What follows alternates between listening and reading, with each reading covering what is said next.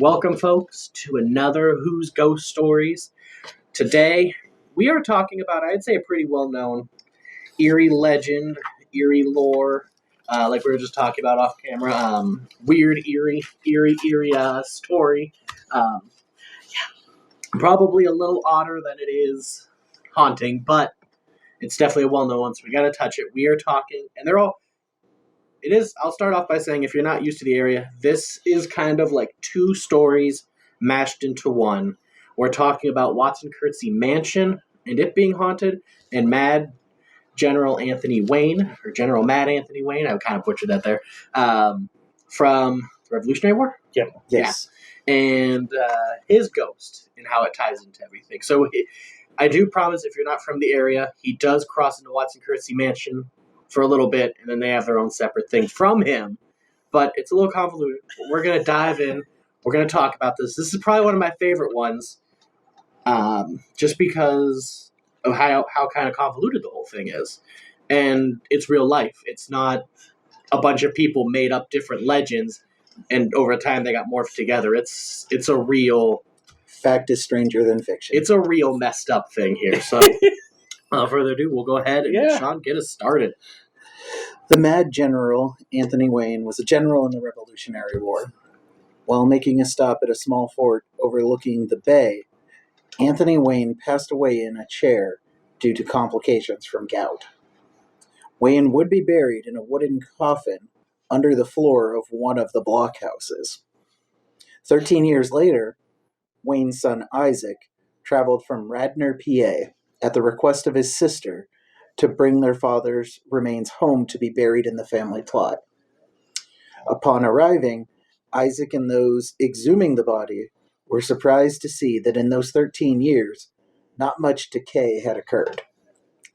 The physician, Dr. Wallace, came up with the idea of dismembering the body and rendering the flesh from the bone in a large cauldron. Isaac was given his father's remains, and the clothes and remaining flesh were returned to the coffin. In 1853, the blockhouse was destroyed and the remains of Wayne were lost until their discovery in 1878. Today, the remains of the coffin, clothing, dissection tools, along with the chair he died in and cauldron he was boiled in, are kept in the Watson-Curtze Historical Mansion. The mansion was built in 1891 and was donated to the Erie Trust Company in 1941, where it became a museum. Surprisingly, there are not many stories of the Mad General haunting the museum. There are stories of a presence and a feeling, but the majority of the sightings of the Mad General involve the path that his son Isaac took home to Radnor. As the legend goes, in his grief, Isaac did not realize on the bumpy path home some of his father's bones fell from the carriage and had been scattered along U.S. Route 322. It is said around midnight on the General's birthday, January 1st, he can be seen riding his horse Nancy along U.S. Route 322, searching for his lost bones. So one thing that's interesting that I was just trying to quickly read through and see if it was in this article, I'm pretty sure that, or at least from what I heard and remember up at the museum, pretty sure the original blockhouse was actually burned down by Indians. Oh. Yeah. I don't think it was being used, so it wasn't like a big battle, but I'm pretty sure the original building was burned down by Indians. Which you said, his bones were lost for 25 years. Okay. So there's a lot going on here. And also, I think it is in this article, Wayne requested to be buried beneath the blockhouse. That's where he wanted to rest. He didn't want to go back home to the family. He said, if I die, plain coffin under the blockhouse is where he wanted to be buried. So, I mean, at first, you've got a man who was in the war, passing away, and he's receiving his resting wishes, which is plain box below his military fort that he loved. He was the general. Made sense. And then his son comes to town, demands he be dug up. And then that's the request of his sister. That's the request of his sister. His family's like, we got to dig him up, bring him home. Despite the fact he didn't want to be home. He wanted to be buried with his men. They dig him up. they're surprised that the embalming was so good that he's barely decayed. So their idea is to then, instead of just, let's just maybe let him rest here. Let's chop him up. We'll boil the body. Get rid of the flesh. I don't think anything just says what they did with the flesh. I'm just assuming they dumped the flesh. Oh, the remains of the flesh went in the coffin with the clothing. Lovely. So they just poured him into the coffin. So they just poured liquid flesh back in there. Yep. And then the bones are sent via horse and wagon back home. Incompetently.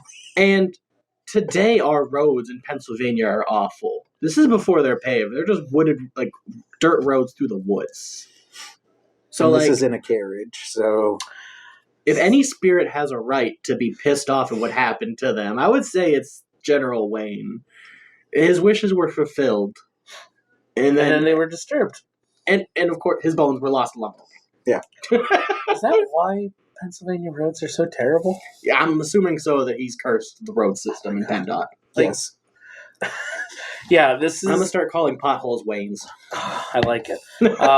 As Andrew said before we were talking about it, this is one of those weird Erie things that, local Erie residents, if you know your local history, you know about this story. And if you're not from this area at all, this is like this is the weird history. As Sean said, like I said, fact is way stranger than fiction in this case. Yeah, just taking out even the spirit or ghost elements, like the whole, everything else. Yeah. Reading this story, I don't know if you've ever seen the movie. Why can't I think of what it's called? One with the Brock and Marky Mark. Oh, Painting Game. Painting Game. Where it gets to the point where he's dismembering and grilling a body and it pops up on the screen. Still a true story. Yeah. Like, that's where my mind went to the entire time that I was, doing the research for this. And, so it's important to know, the haunt that's tied to him at Watson-Curtze Mansion is the cauldron, because apparently at night it rumbles and makes noises, almost like bones rattling inside of it. The other haunt that's there that I feel like gets lost in the shuffle a lot because this story is so whacked is the family that own the house. I think it's their young daughter is the one that actually haunts the actual mansion. Yeah, but she's seen on the stairs a lot. But she's a peaceful spirit, and like we've talked before, probably just because it's her home. Right. And her home is now a museum, so it's well preserved and taken care of. So she's just walking around checking it out. But which, once again, could very well be that residual energy we always talk about. Yeah, but anything not her is tied to General Wayne because the story is just so, for lack of a better term, mad. And a lot of what I saw, too, like I said, it was mostly that you feel like you're being watched. Mm-hmm. You're not, seeing really doors slamming or any, thing that we would normally relate to a poltergeist or anything like that. But just a feeling of being constantly watched and that there's someone over your shoulder. Yeah, that's the route. And it's like a 400-mile route. Too. Yeah. Through horse and carriage. The other big thing is if you follow the path, you'll see the ghost of Anthony Wayne riding his favorite horse looking for his bones. Yeah. And for whatever reason, a few things I read specified New Year's Eve, so I don't know if there's a specific part of the journey on New Year's Eve that he appears at. Right. Well, and like we said, January the 1st is his birthday. Yeah. So I need to ask Jocelyn what she knows about this. Because she's from this area that's on the... Ask if she's ever found a thigh bone or something down there. Just a rib. But just because I always see Lancaster when we're heading down. So I know this is the area. Her mom's from Westchester area. So it's I wonder. It's definitely what... Because, he had to have stopped along the way. Oh, yeah. That's not a... That's not a day trip on horseback. And, what's kind of funny to me, too, at any point on the trip, did he ever stop to check the cargo? Because, I know, when he got... To be fair, I don't know if I'd want to look at my dad's oiled bones. That's the first thing. Second thing is, I would if I am a son who is dealing with his dead father bringing back the remains, I think I'm assuming that they're not getting out of the cart. And if they do, whatever. Yeah, it's just bones. Like, you just watched your dad get boiled, like... At the suggestion of a physician. Yes. There was a medical personnel that said, "Yay, you know what? This is how we're going to do it. We're going to cut him up into pieces, put him in a boiling pot, and when he's done, you got the bones." To be fair, after 13 years, he probably was going there expecting it to just be bones. Yeah. He's like, "Oh, yeah, it's going to be just bones." And they show up and like, "Oh, what do we do?" I wonder if anyone spoke up on Wayne's behalf at all. Like, as they're doing this, like, hey, he just kind of wanted to be left there. So, I guess the interesting question related to that, though, is who was there to speak on his behalf? Like, who would have known him other than his platoon? And even then, this is, in the early 1800s. Yeah. After 13 years, anybody that was at fighting age could very likely be gone. Like, very true. What I found interesting is, like, and it's probably because of everything that happened to him, I couldn't find anything that said the blockhouse was haunted or had any, like, sightings of his ghost. Which makes sense if he was at rest there. Yeah, that's where he wanted to be. This is his favorite place, which I guess, like, if you do get in to visit it, get the guard to let you in, like, they do still have, like, the tomb cover, like, showing where he was laid to rest. But, like, if that's where he wanted to be, it explains why he doesn't haunt there at all. I almost half expect that that's where he would want to be. Right? Like, I'm almost surprised his ghost isn't there. He's looking for his bones. He is too busy looking for his femur. Right, and every time he goes to pick it up, he can't, because he's not corporeal. But, like, joking aside, that part makes sense to me. If he's at looking rest. for if he was at rest there and was disturbed, and that's kind of why there are stories about his spirit being there. Yeah, his spirit wants to get the bones back where they belong, so he can be at rest again. So it makes sense why he would only appear kind of like unfinished business. Yeah, the bones rattling in the cauldron, and then looking for the missing bones. It makes sense to me. It would be fantastic to be able to hear that sound coming out of the cauldron, because I've been to the museum and it's just on a display, like, behind glass. Like, there's nothing near it, so there would be no other explanation as to why this cauldron is suddenly rattling and making noises like that.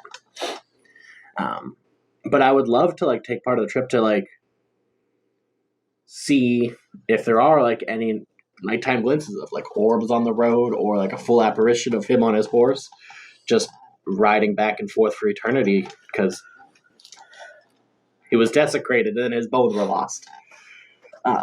If we leave Erie by 8 o'clock on January 1st, we'll hit this area about 11 o'clock, 12.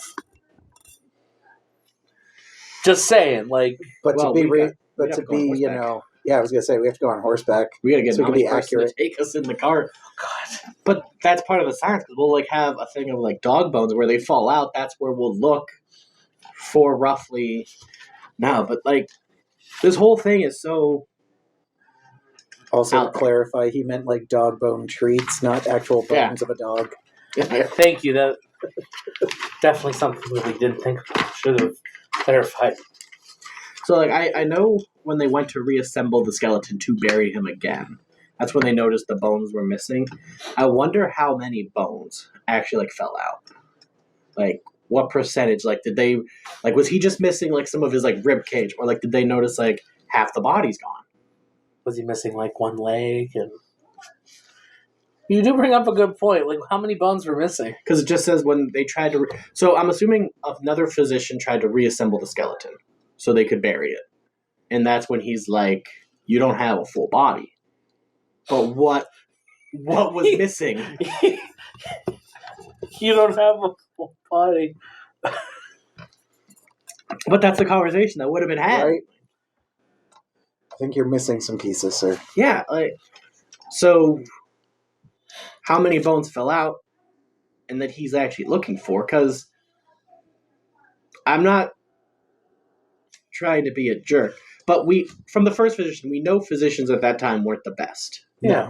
So if something small was missing, I doubt the physician would notice. It has to Right. be something significant. Right. It's got to be a significant amount, or like his Like- pelvis is gone. Pelvis gone, like some of the spine is missing, like Right. Oh man, Head's some not of his lining up. toes are actually still in the cauldron. Right. Like it's the fingers. That's what makes the noise. It You know. is weird. Yeah, And I'm sad that I don't think there's any documentation as to what that physician saw was missing. Unless he just tried to count the bones and just said, yeah, you're missing. There's not enough bones here for Did the we body. know how many bones were in the body at that time?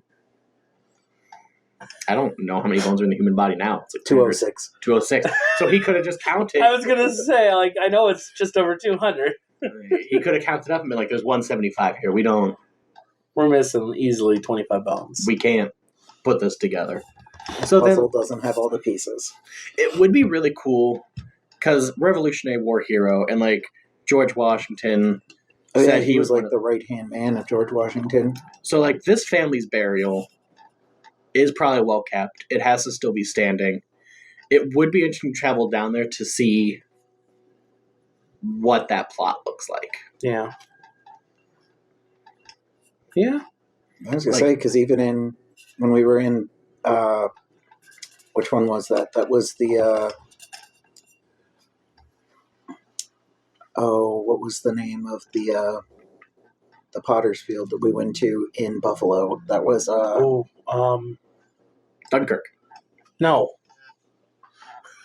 Start with a D though. I'm sorry. Doitville. Yeah, do it, Yes. Bill. Yes. When we were there, D. they had, grave markers from the Revolutionary War. Yeah. And if just a random, veteran of the Revolutionary War was taking care of that well in a random potter's field, I'm sure that this Yeah. actual grave is pristine, And it said like the sun especially after he traveled 400 miles Yeah. both ways. Like, and like it says the son regretted his decision after realizing the bones weren't all there. So you have to imagine that like he would have put some time and thought into what the plot would look like going forward. I'm also surprised that that's when he started regretting it. Yeah, at no point before this did he ever go, this seems like a bad idea. You had me bad idea at... Dismembering, No, you had me a bad idea of let's dig up Dad. right? Go dig up Dad and bring him home. It would have been one thing if you dug him up and he was, all bones, whatever. It's what you were hoping for. But then you get there and he's completely preserved. It's like, no, just put him back in the ground. Yeah, you know what? This is where he wanted to be. His body's still intact. Tell your sister that, he couldn't find his body. Yeah. Or tell her, Tell her what? the He wasn't- blockhouse was destroyed. Yeah. Something. There was no internet. Yeah, she couldn't fact check it. No, but like just absolutely wild. And like what also kind of interesting to me, like if you were to follow the trail, because it goes, anyone not in Pennsylvania, Pennsylvania's still mostly just woods. Mhm. So this trail is going through Woods the and woods mountain. and mountains. So I would believe you are bound to see some sort of phenomena where it's either orbs or full apparitions. So like it would be really interesting to document the whole trip down to see how much was actually saw and caught, and like if there's EVPs or anything, because it's his route and he's known for it. But how many other spirits are on that same route? Mhm. Right. Like so much gets attributed to him. Like how many spirits could be like misidentified? Yeah. Because we found with Wintergreen Gorge, you got Tippy Dutch. When we were at the Gudgeonville Bridge, that creek was a huge thing for battles. I mean, Right. Yeah. there could be hundreds of spirits that are just roaming there, and everyone's just like, oh, that's Mad Anthony Wayne, and it's not even close to him. Be interesting. It would be very interesting. Like, this is a story that's wacky. There's a lot of questions, a lot of why did you ever think about doing that, but like, it is something that would be so fun to explore.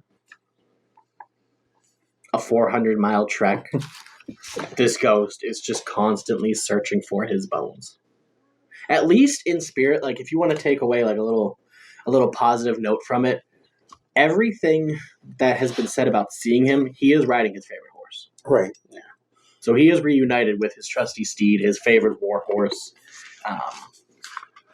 His favorite, like a Tim and Dutch, he's reunited with his companion. Nancy. That's the horse's name, Nancy? Yes. I had to look back. I was like, I know we said it. Nancy. I love that name for a horse. So him and Nancy are every day riding 400 miles. I wonder, so... Alright. Because ghosts, like, if they have something they're doing, they do it the same way all the time. Right. So, is he riding from the family tomb up here every day, or is he riding from up here to down there every day? Also, here's a question. This horse, is it moving at ghost speed or is it moving at regular horse speed? Because he might be spending a good portion of the year doing this route back and forth. It would depend on him. I would assume for efficiency you'd be moving at ghost speed, but he may just be prodding along, but... just a slow trot so he can look at the ground. Yeah. If you were looking for your bones, you would. Yeah, he might just be going back and forth 365. Yeah, like... You bring up a good point. Because, like, what brought that question up is... Would he start at the end, where his bones eventually would, or would he start at the beginning, where he loved to be? Like, where is that imprint going to be strongest that he's going to come in and just keep going? Right. I don't know. Like, because there's an argument for both. Because you would think that he would have the strongest energy where he was, the most upset. So where his bones are would be a potential starting place, but it could also be that he's starting at his place where he's most at rest and most peaceful. I kind of lean towards where he's angriest is where he starts. Yeah, that's what I was thinking. But as he Frejas all the way back, that's interesting. And these are questions we may never have answers to, but again, if we do, we'll bring them to you. Exactly. Yep. Those will be the first people we tell. This would be a cool one to explore some of the areas. Oh, yeah. I don't know if we'll ever get the chance. If we do, it might have to be in several parts. Oh no, just a live stream the entire drive. Dash cam footage. Remember, we got to start at the blockhouse and then go to Watson-Curtze Mansion, and then we can start our journey. All right, 3 parts. So if we were to investigate any part of it, what part would you want to investigate, and what would you expect to see on that part? We'll break it up into the trail, Watson-Curtze, and the blockhouse. If we got to see the blockhouse, I imagine we probably won't see anything. Mm-hmm. Just realistically, based off of everything that we know about the story, he was at rest there. I don't think that he's actively haunting. I don't think there's even like residual energy or anything. I think it's just he's at peace. Yeah. At the Watson-Curtze Mansion, we've kind of already talked about. We'll see the young girl. I imagine we'll probably at least feel her, but I would really like to hear the cauldron rattle. That I would like to really hear. As far as the 400-mile journey that I have made, not the exact journey to go visit Jocelyn, like I know that journey. I would be interested to kind of take the exact path because I'm a little familiar with that area. So I'm interested to see, based off of US 322, like what it looked like then compared to now and like where our house is and things like that. Because there's a decent amount of, as Andrew said, there's woods and mountains, but there's also a decent number of farms that are off the interstate and everything. So it's like, I wonder how much is... Yeah, that's all. That's what I'm thinking. How about you? So, I would feel most inclined to go to Watson-Curtze.